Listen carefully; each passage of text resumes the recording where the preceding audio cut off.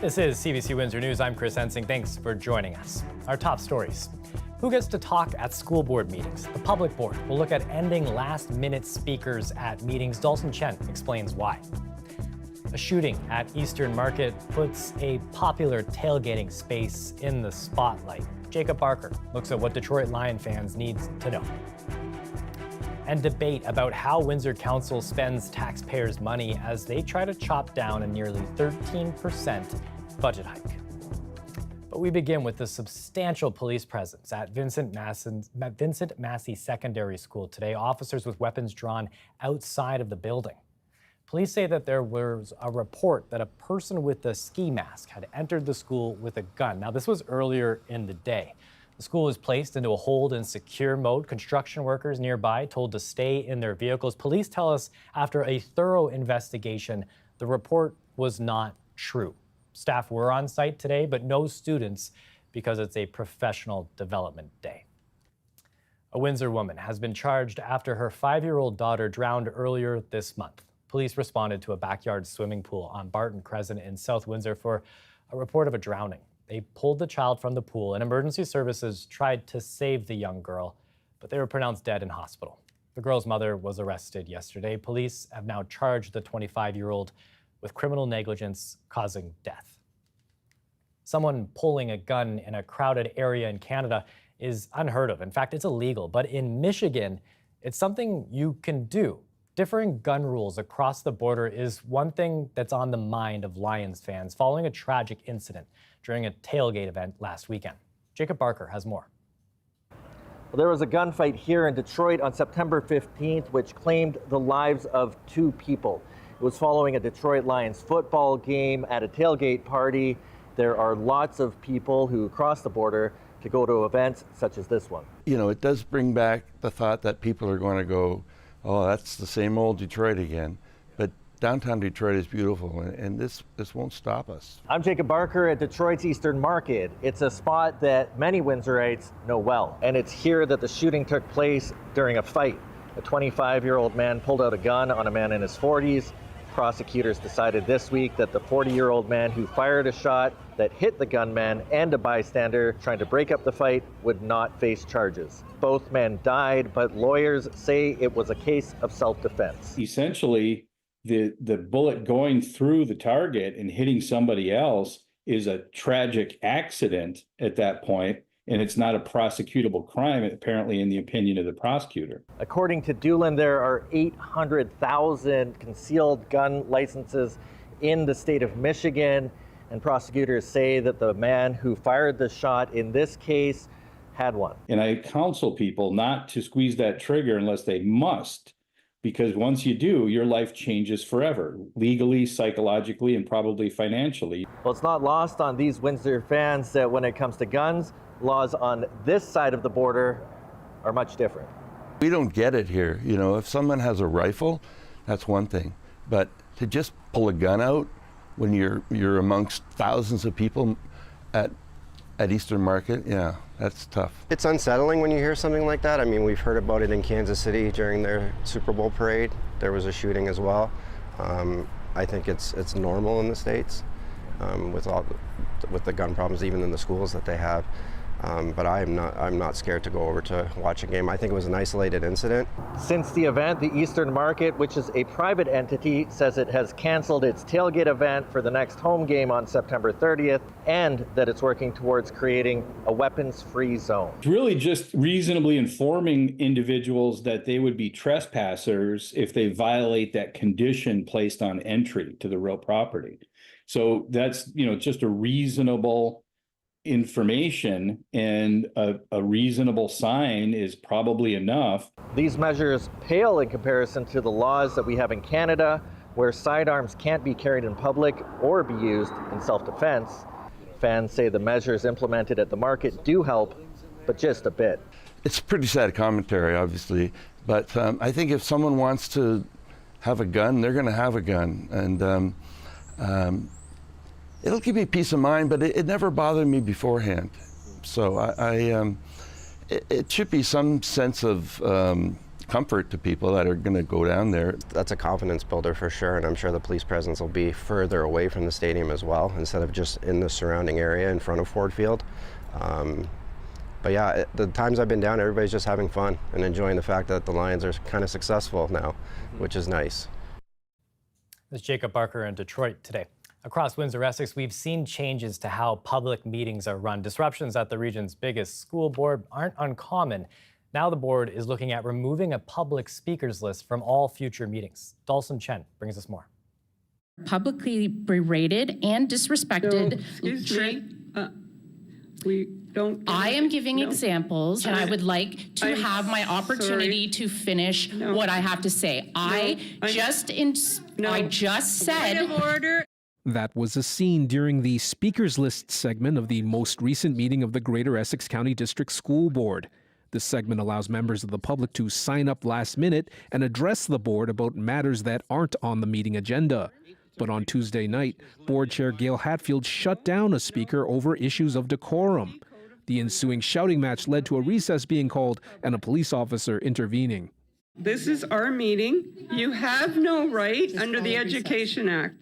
So I'm going to call a recess of the trustees for 5 minutes and ask the speaker to please sit down. When the meeting resumed, Hatfield pointed to ongoing issues over meeting security and trustee safety. Trustee Kathy Cook gave notice of a motion to remove the speakers list from future meetings. Trustee Connie Buckler agreed. Let's get the speakers list be gone. Speakers list be gone, be done with it. We don't have to do it. I'm done with not feeling safe. Let's finally say we're done. If the speakers list is eliminated, members of the public can still address the board by signing up as a delegation. Applying to be a delegation must be done at least a day before the meeting and must be about a specific item on the meeting agenda. There's a maximum of 3 delegations per agenda item.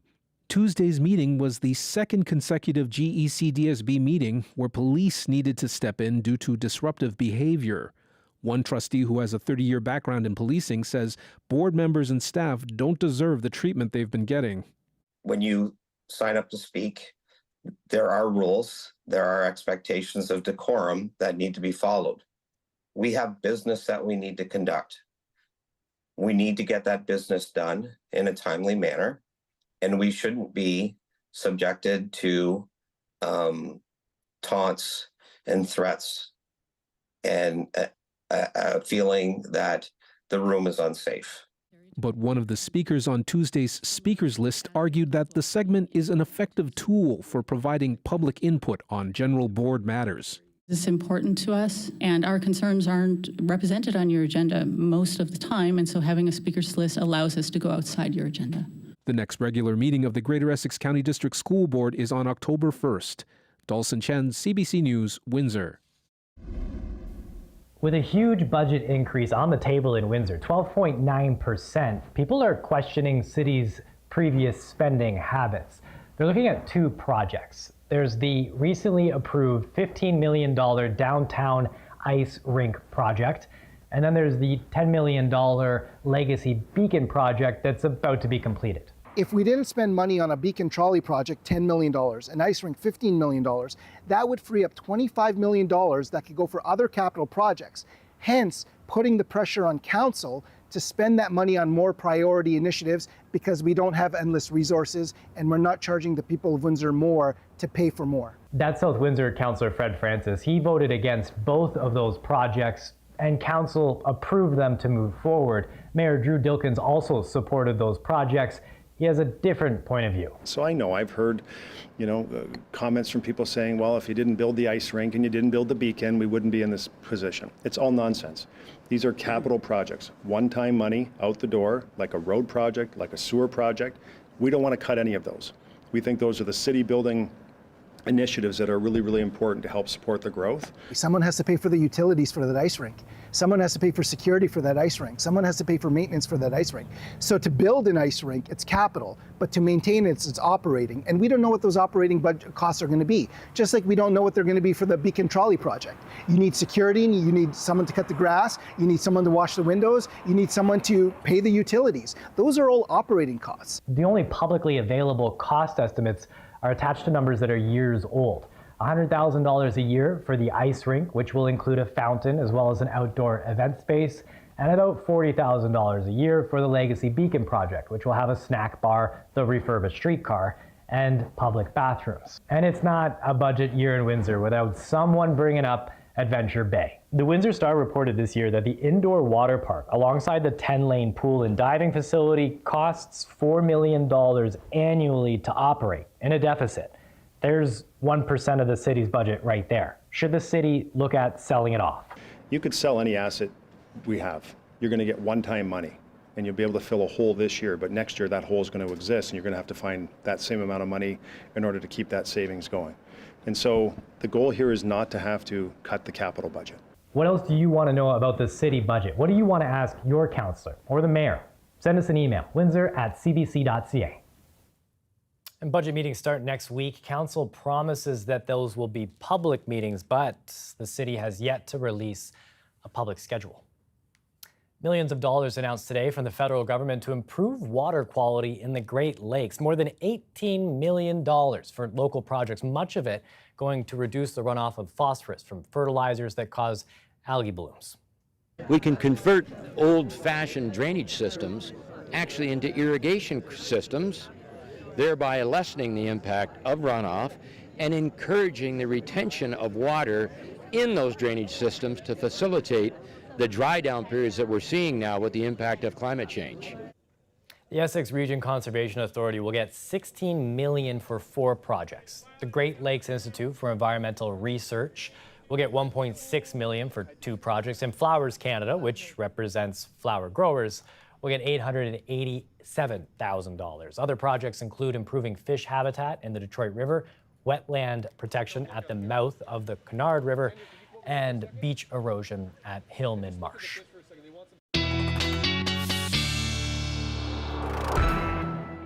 Big look at ways we're trying to save our water systems, but is it a weekend to spend out by the water there, Colette? Well, I like how you phrase that question. I'll say it's hit and miss. Let's just put it that way. Mostly hit, though.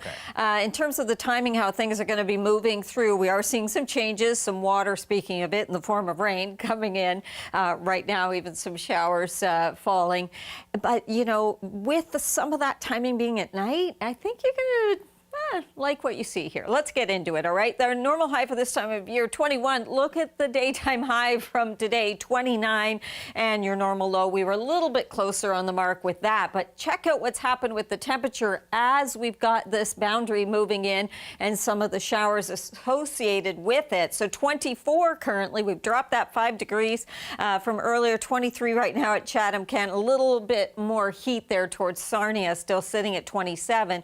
And we know we've got a bit of humidity mixed in there as well. Nothing too extreme at this point. A close-up look at the radar shows you some of the showers that are mostly light, but a little bit of a batch in the middle, a bit more significant. The big picture, though, here in terms of what's going on, this is that boundary, and it's kind of splitting and weakening somewhat here as it moves up against this ridge of high pressure that's really just been parked over us and giving us the fine weather and dry weather and warm weather for several days. So as that kind of splits, we're just getting tagged in here with some of those showers. Some of the stronger stuff and storms are moving into the Ohio Valley, non-severe generally in nature, and then pulling into northern Ontario as well. So a closer look at some of that residual activity even into Michigan. That seems to even be, you know, kind of breaking up. I'm not talking about this, but even some of these little pop-up isolated cells behind it. So another stray shower coming through the overnight hours, or the remnants of what was a thunderstorm. That risk is there,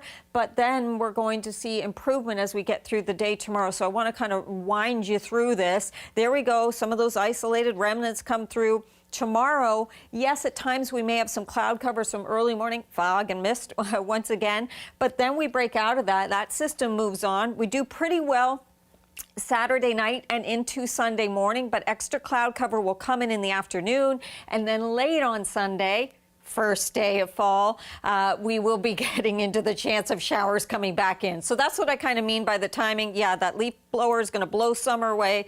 Fall comes in at 8:43 a.m. On your Sunday. Temperatures overnight tonight with just some very light stuff moving through. 16s all around. Still going to have some heat into tomorrow, because we're between the two systems. When the next one comes in, Chris, we're talking about wet weather next week and cooler temperatures. So enjoy the weekend.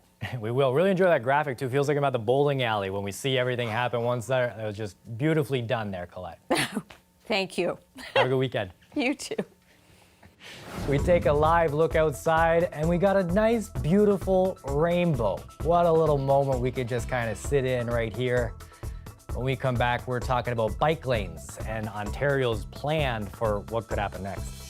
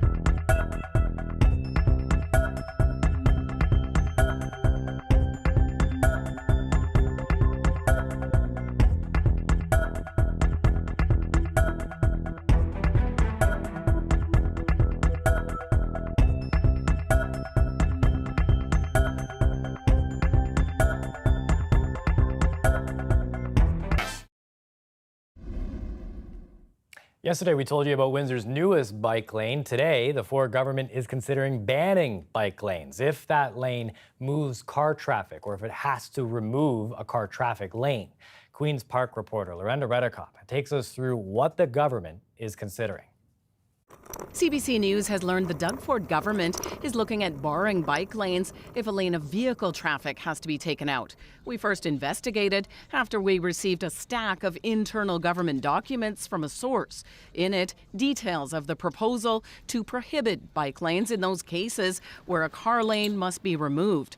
Government sources confirmed the PCs are considering it, but the government chose not to respond to our initial story. So I asked the transportation minister out at a separate announcement. He didn't directly answer on this, but talked about tackling gridlock. So we have to look at a multitude of options. We have to look at what will work for the city, what will work for people across this province. Bike lanes would normally be a power of municipalities, not the province. Toronto's mayor said she hasn't heard anything on this so far from the government. She gave the example of one busy area for bikes, Bloor Street downtown. Imagine everyone that is on a bike, if they are all driving, that intersection, nothing will be moving. But there's a section of Bloor West where the full separated bike lane is a hot issue.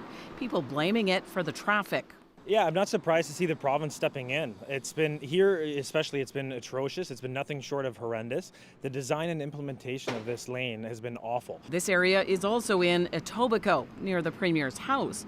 No secret how he feels. Get rid of those bike lanes on Bloor and Etobicoke. But one expert says studies have shown bike lanes don't cause congestion, and says it would be a mistake to put a proposal like this in place province-wide. That's an extreme measure that will have very little, if any, impact on traffic, but could have a huge impact on cyclist safety. We've had 6 deaths on the roads of Toronto alone just in 2024. But he says with many drivers, especially in the suburbs where Doug Ford and his government want to win votes, this could be popular.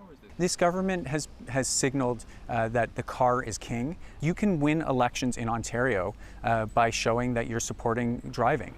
The Green Party calls this an unserious proposal from an unserious government that doesn't have a plan to tackle gridlock, while the NDP says this is politics that plays with people's lives. Sources also confirm the government is looking at speeding up priority highway projects, including Highway 413, allowing construction 24/7. Now, specifically on Highway 413, the government is also looking at changing the environmental assessments so that they wouldn't be required for early works on that highway. All being looked at potentially part of legislation coming this fall. Lorenda Redicomp, CBC News, Toronto. Security on Parliament Hill has been stepped up after a confrontation between protesters and NDP leader Jagmeet Singh, but some MPs say they still don't feel safe. As Olivia Stefanovich reports, they're calling for better protection before someone gets seriously hurt. Every time Pam Demoff leaves the House of Commons, the Liberal MP says she feels vulnerable. I honestly worry that we're going to wait until someone is physically attacked or injured before something happens. Tension between MPs and protesters hit a boiling point this week during the return of Parliament. Would you vote a non-confidence tonight if it came up? Corrupted bastard. Want to say something? NDP leader Jagmeet Singh confronted 2 men after being followed and taunted. Was it you? No. You sure? If it was me, I'd admit it, buddy. Was it you or not? If it was me, I'd admit it. What'd you say then? The Parliamentary Protective Service says it's responding, pushing demonstrators back, adding more officers, escorting MPs to and from the House of Commons, making sure anyone who doesn't work in Parliament slips through. Well, I don't think it's been adequate at all. People have a right to protest, but they don't have the right to intimidate and harass. But MPs are still being targeted outside the secure vicinity.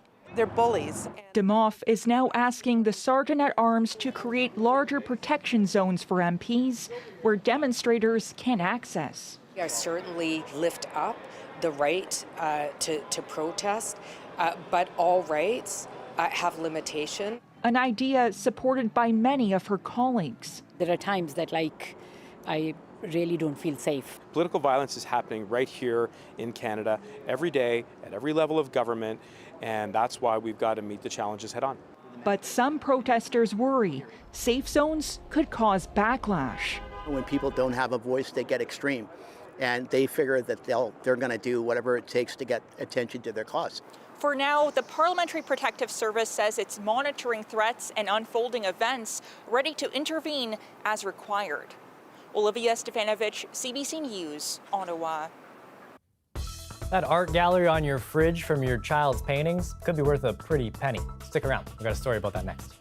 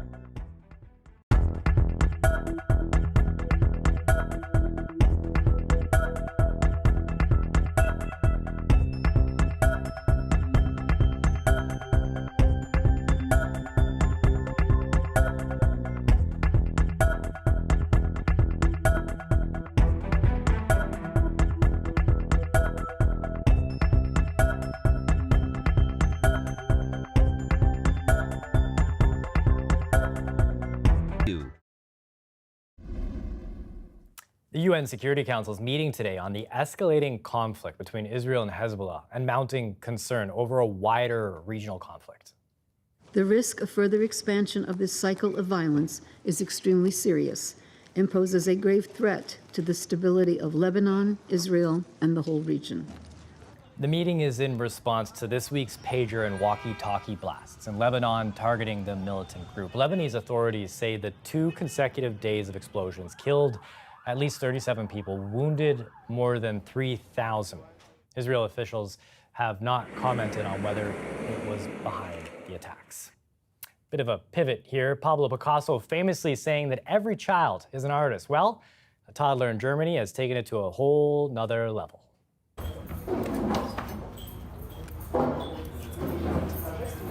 That right there is 3-year-old Lauren Schwartz in the Dino shirt this week, providing the first ever viewing in the hometown of South Germany for their art. The bids for his acrylic work range from $15,000 to $400,000. Lauren's been painting for a year now, doing about 1 picture a week. His mother says she's incredibly proud of him, but if he decides to stop doing it one day, she's perfectly okay with that too. Gotta go find all the stuff that I used to make, although I do not think it is quite on that level. That's it for us here at CBC Windsor News. Thanks for watching us all week. Enjoy your weekend. We'll be back here on Monday.